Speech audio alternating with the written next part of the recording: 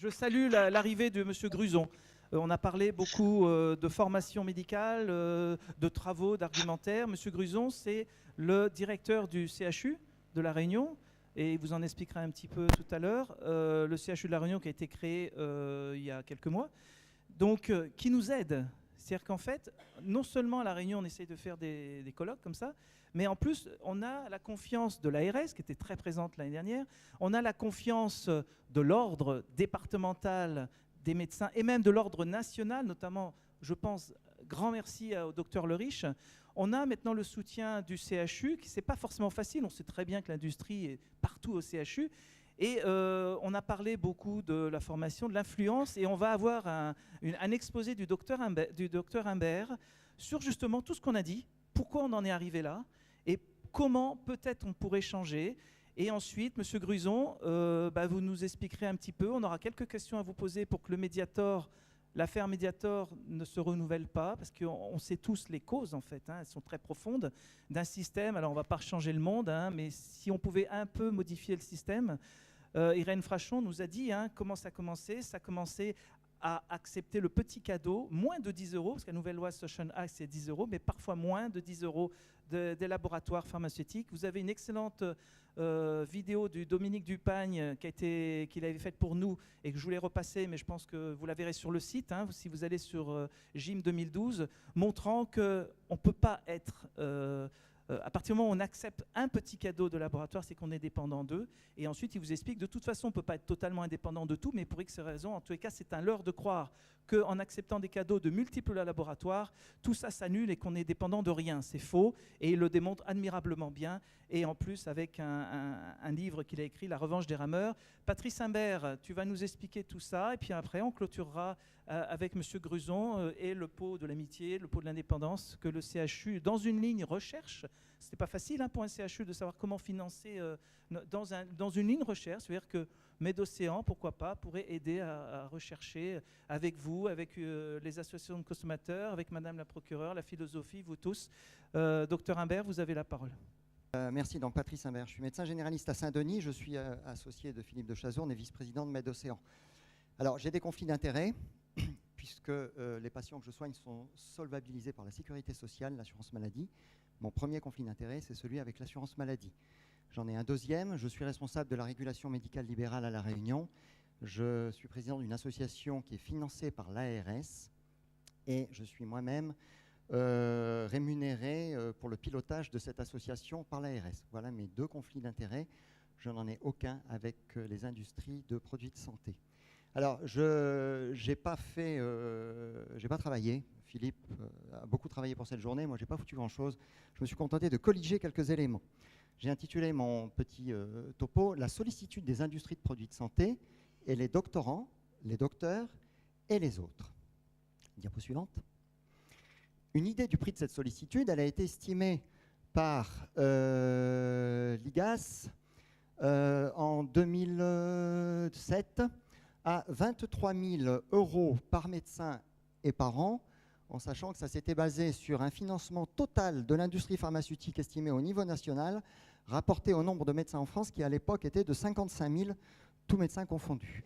23 000 € par an et par médecin en matière de promotion, uniquement de promotion. Les laboratoires, je vous le rappelle, disent qu'ils n'ont pas d'argent pour faire de la recherche.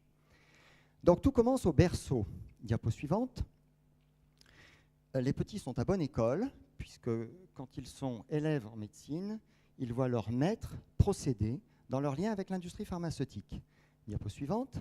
En première année, Marc a subi l'un des derniers bizutages. La soirée de clôture au Confort Moderne est sponsorisée par une grande marque d'alcool. Toute la journée, des bouteilles de pastis sont distribuées et on se saoule. Après 2 premières années laborieuses, Marc passe enfin en deuxième année.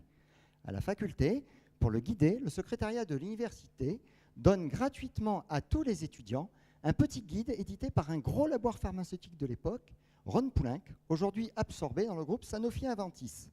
Ce guide détaille le programme officiel des 6 années de médecine. C'était en 1990. Diapo suivante. Tout commence au berceau et continue à l'adolescence du métier. Diapo suivante. Je suis tombé grâce évidemment au réseau Formindep, à Dominique Dupagne de Hatout, sur un document qui est intéressant, qui est une thèse publiée en 2012 par deux étudiants lyonnais, Stéphanie Baron et Loïc Bourvon, qui m'ont beaucoup inspiré pour ce diaporama. Ils ont étudié deux catégories d'étudiants, les étudiants de deuxième cycle et les étudiants de troisième cycle. Les étudiants de deuxième cycle, ils les ont pris à partir du DCEM 3, c'est-à-dire à partir des premiers stages hospitaliers. Et ils ont étudié également les étudiants de troisième cycle.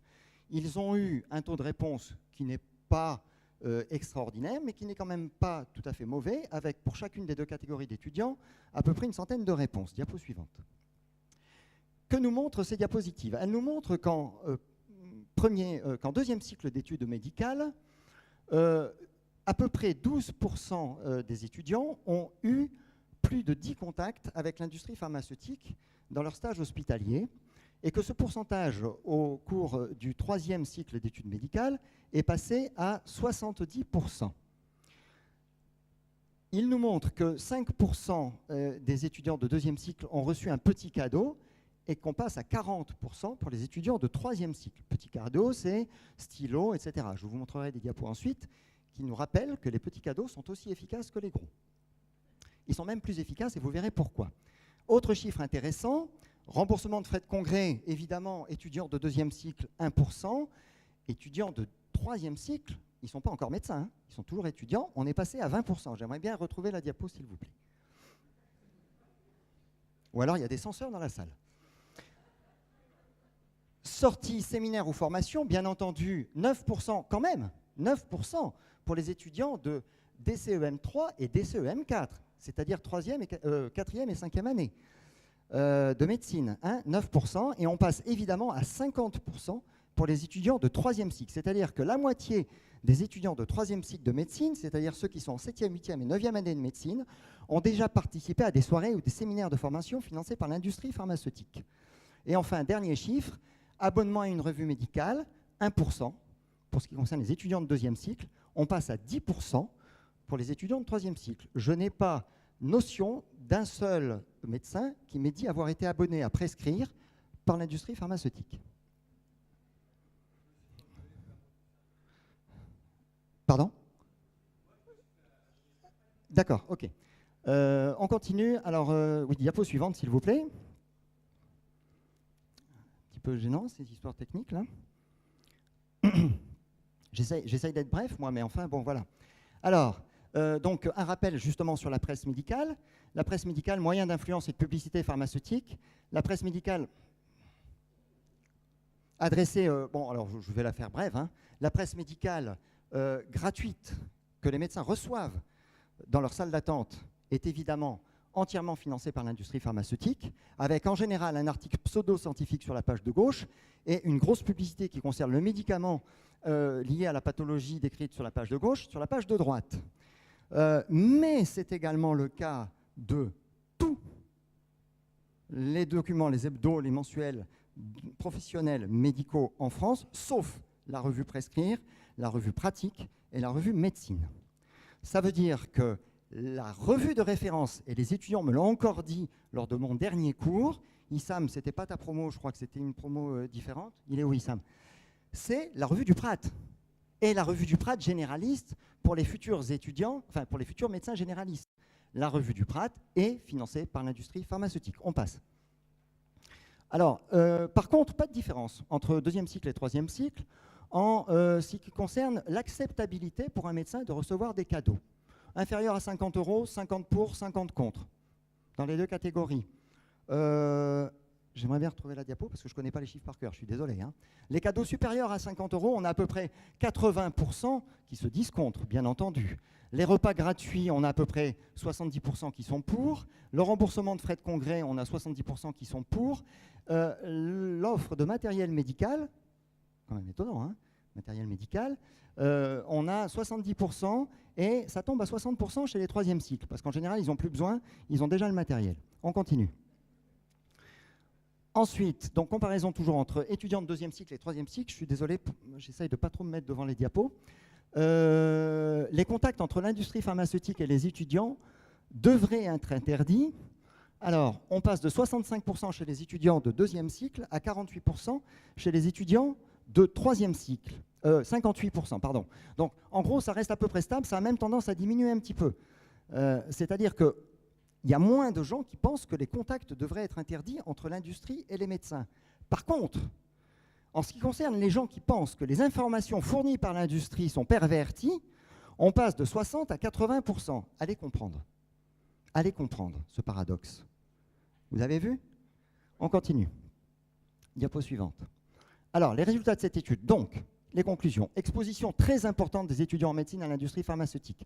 100% des internes pour l'item contact avec un visiteur médical, 100% des internes répondent qu'ils ont eu un contact. Discussion, ils appellent ça une discussion bien entendu, avec un visiteur médical, et presque 100% pour les items réception de petits cadeaux, participation à un repas et réception de fiches, on sait ce que ça vaut, les caractéristiques produits. Cette exposition débute précocement. 97% des externes interrogés en début de 5e année ont déjà eu un contact avec un visiteur médical après seulement 18 mois de stage hospitalier à mi-temps. On continue, s'il vous plaît. Elle s'accentue, cette fréquentation avec l'industrie pharmaceutique, au cours des études internes significatives. Alors bon, je vais la faire brève. Les internes particulièrement ciblés par l'industrie pharmaceutique, les internes sont plus exposés que les externes, mais surtout, c'est la deuxième partie de la diapo, c'est vraiment pénible hein, ce problème-là. Ce qu'ils ont réussi à montrer dans leur thèse, c'est que les internes les plus ciblés, c'est ceux qui peuvent commencer à prescrire. Ça ne paraît pas étonnant, hein, d'accord? Donc, c'est les DCEM dernière année, DCEM 4, et les TCEM, évidemment, qui correspondent au passage du stage pratique clinique, pendant lesquels les internes sont amenés à prescrire des médicaments. Diapo suivante, si on peut. Parce qu'après, je ne connais plus par cœur. Hein. On ne peut pas?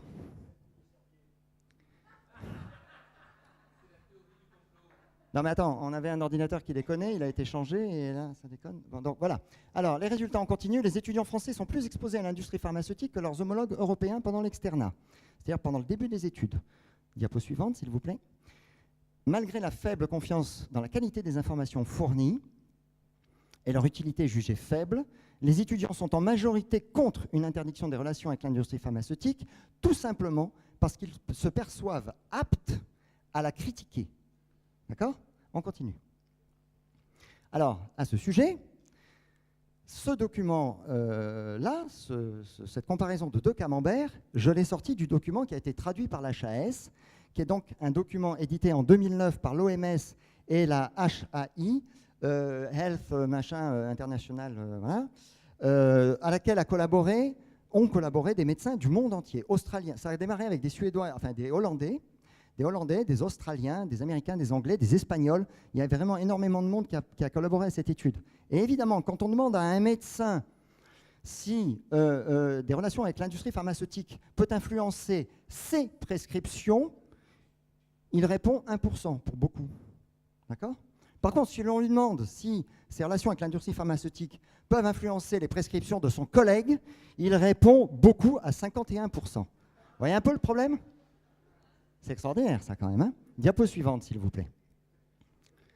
Alors, la diapo suivante, c'était pour rappeler, et c'est Prescrire qui a fait un numéro là-dessus l'an dernier, si mes souvenirs sont bons, si je peux quand même avoir la diapo, c'est pour rappeler que de nombreuses études ont mis en évidence l'influence des cadeaux, même minimes. La place des cadeaux dans le marketing s'appuie sur l'exploitation de ressorts psychologiques et sociaux bien décrits, c'est-à-dire que quand on se fait faire un cadeau, on a forcément envie de reconnaissance vis-à-vis de celui qui nous a donné ce cadeau. Et le problème des cadeaux, c'est que plus ils sont petits, moins ils sont estimés comme dangereux. Alors le mécanisme, oui, parce que évidemment, on se sent plus coupable de recevoir un gros cadeau qu'un petit. D'accord ? C'est-à-dire qu'à la limite, on va être plus tenté de prescrire. Ah oui, ben si, c'est les études qui l'ont montré, c'est pas moi qui le dis. Hein.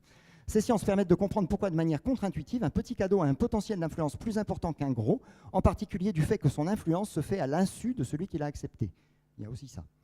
Voilà, donc, etc. Connaître les techniques de marketing, les réglementations en vigueur ne tiennent pas assez compte du potentiel d'influence des cadeaux. Alors, il y a le Sunshine Act qui vient de sortir, qui fixe la barre à 10 €, mais qui, donc ça, c'est pas mal, mais on verra que d'autres aspects de ce décret laissent à désirer. On continue, s'il vous plaît.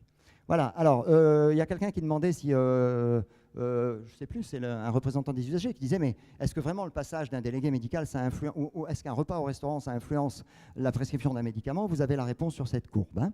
Donc le médicament est ajouté au formulaire, on informe les médecins sur le médicament, on leur paye un repas et un séjour à l'hôtel sur le médicament, et on étudie les prescriptions en numéro 4 qui ont lieu suite à l'invitation. Ça, il n'y a même pas besoin de faire de commentaires. On continue, s'il vous plaît. Voilà, alors ça, c'était les jeunes. Les seniors, alors. J'ai trouvé ce logo, je ne sais pas d'où ça sort, Medéthique, ça s'appelle. J'ai trouvé ça pas mal pour aujourd'hui. On continue. Eh bien, les seniors, voici comment l'industrie les considère. J'ai sorti ce texte qui a été écrit par Norma Fidel en 2008. Et j'ai trouvé ça sur le site pièces-et-main-d'œuvre.com. Et ça s'appelle pourquoi, c'est extrait d'un texte qu'elle a intitulé « Pourquoi j'ai quitté l'industrie pharmaceutique ». Donc, lors de sa formation, on lui a appris à distinguer 6 catégories de médecins, ceux qui veulent être à la page, d'accord, c'est-à-dire les mecs qui veulent être modernes, qui ne veulent pas rater le nouveau produit, qui va être plus efficace que les autres, bien évidemment, puisqu'il est nouveau. Donc celui-là, on le flatte, on lui donne tous les aspects techniques de la qualité du produit. Je connais presque par cœur. Ceux qui ne veulent pas se faire chier, d'accord ?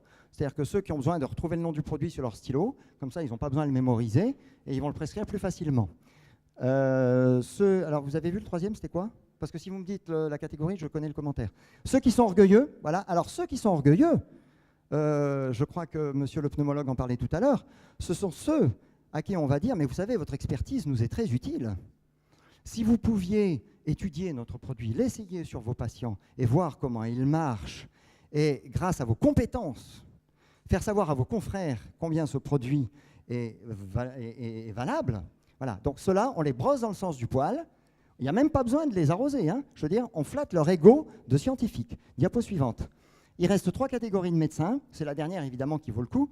Alors, ceux qui le font dans l'affectif, donc être copain avec les laboratoires, hein, d'accord ? C'est-à-dire que quelqu'un avec qui on devient ami, eh ben, on ne va pas pouvoir ne pas faire quelque chose pour lui. Donc, on ne va pas pouvoir le laisser tomber lui, mais on ne va pas pouvoir laisser tomber son produit. D'accord ? Tous les moyens sont bons pour devenir copain. Hein. J'ai cité l'exemple du... Voilà, il faut que j'accélère. Merde. Bon, alors j'accélère. Ceux qui ont besoin de sécurité, insister sur les études démontrant la non-toxicité du produit. Pour le Mediator, ils auraient eu du mal quand même. Hein.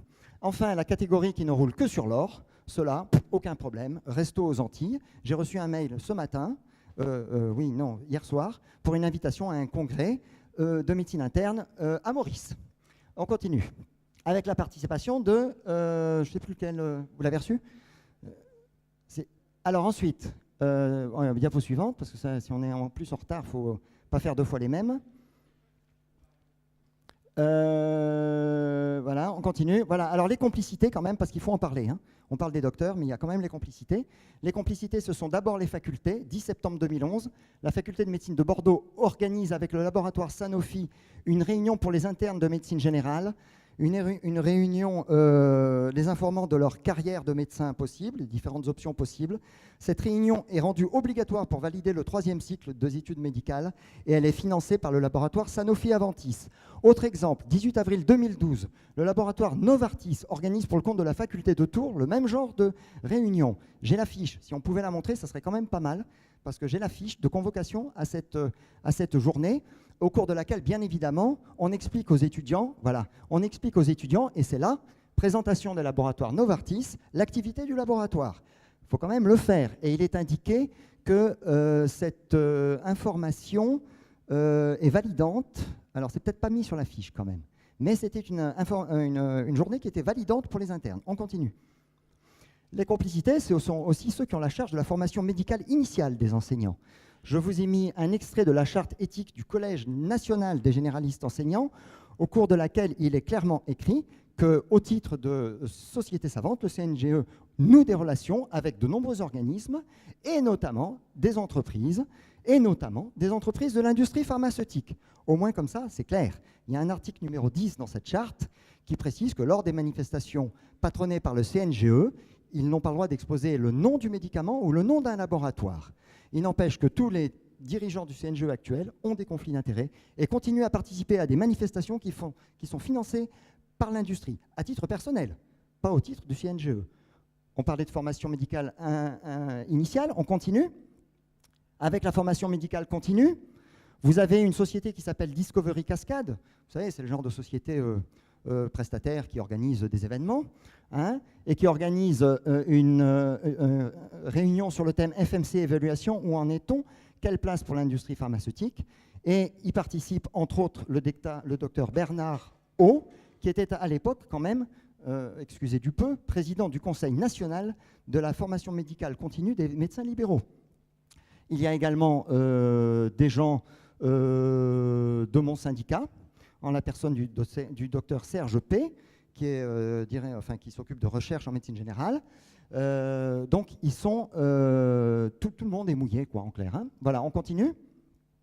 Voilà. Et puis alors, une catégorie de personnel qu'il ne faut pas oublier quand même, parce qu'ils jouent un rôle important, et on l'a bien vu dans l'histoire de la prostate, par exemple, ce sont les journalistes, ou les pseudo-journalistes. Parce qu'en fait, ce sont souvent des gens qui sont médecins, mais qui n'ont pas de carte de journaliste, et qui se servent de cet argument pour dire, moi, de toute façon, je n'ai pas d'éthique journalistique à respecter, je suis d'abord médecin. D'accord ? Ce sont des gens qui vont être sollicités par l'industrie pharmaceutique pour animer des réunions, pour organiser des débats, et puis surtout, pour, dans la presse écrite, ou dans la presse télévisuelle, ou dans la presse radiophonique, faire parler des leaders d'opinion, et souvent, qui se voient payer des voyages, des soirées à l'hôtel, des repas, etc. Ce sont des gens qui sont sous influence. Et ils font des petits travaux pour l'industrie pharmaceutique également. Voilà, je vais arrêter là parce que je crois que... Attends, qu'est-ce qu'il y a après? Voilà, alors ils appellent ça faire des ménages. Hein, d'accord? Plus grave, les médecins journalistes qui prennent la parole tout en étant particulièrement proches de l'industrie. Ils ont été salariés des laboratoires et comme ils n'ont pas de carte de presse, ils ne voient pas où est le problème. D'accord? Voilà, je crois que j'ai fini. On continue. Voilà, alors les patients dans tout ça, ben non, j'ai pas fini. Non, j'ai pas fini, je suis désolé. Les patients dans tout ça. Quand on voit ce diagramme, on se dit, chouette, grâce à eux, on va s'en sortir quand même. Hein, parce que, pourcentage considérant que les cadeaux ont une influence, on voit que les patients sont au-dessus des docteurs à chaque fois. D'accord? Donc on se dit, c'est eux qui vont sortir les médecins de l'ambiguïté dans laquelle ils sont. Eh bien, hélas, on va être déçus. Diapo suivante, s'il vous plaît. Quand on se rend compte, alors vous rappelez, hein, Marin-Kini nous a dit qu'il avait un budget de 15 millions par an pour essayer de financer une recherche indépendante. Vous voyez sur cette diapositive que l'Association française des diabétiques touche de l'industrie pharmaceutique 1,5 million d'euros par an, ok, dont 100 000 par l'Île-France. Ça, c'est une publication du Parisien du 12 octobre 2012. Toutes les associations qui ont pignon sur rue de patients sont financées par l'industrie pharmaceutique. Leur argument étant évidemment, vous allez le voir, diapo suivante, vous aurez la réponse, je pense, cher ami, dans un instant. Leur argument, c'est non seulement ils ne s'en plaignent pas, je ne dirais pas qu'ils s'en vantent, parce qu'ils sont fiers d'agir, c'est-à-dire qu'ils sont fiers de faire des actions vers les patients. Et ce qu'ils disent, c'est qu'il n'y a pas l'argent public, et qu'il faut bien qu'ils trouvent l'argent quelque part, et que les seuls à leur fournir l'argent de façon suffisante, 500 000 euros, ça fait quand même beaucoup, hein. Je ne sais pas ce qu'ils font aux diabétiques pour ce prix-là, mais ça fait quand même beaucoup. Hein. Eh bien, cet argent-là, ils le trouvent avec l'industrie pharmaceutique. Et quand je vous dis que toutes les associations de patients sont mouillées, vous voyez les signataires au sein du CI2S qui sont en bas de la page. Elles y sont quasiment toutes. Voilà, je crois que j'en ai terminé. L'industrie pharmaceutique aura de moins en moins accès direct aux médecins. Elle va évidemment passer par les patients. Donc, je remercie tous ceux qui m'ont inspiré pour ce diaporama, qui sont là ou qui sont par Internet. Merci beaucoup, le docteur Imbert. On a plein de questions. C'est vrai qu'il est déjà 18 h, on ne peut pas continuer plus longtemps.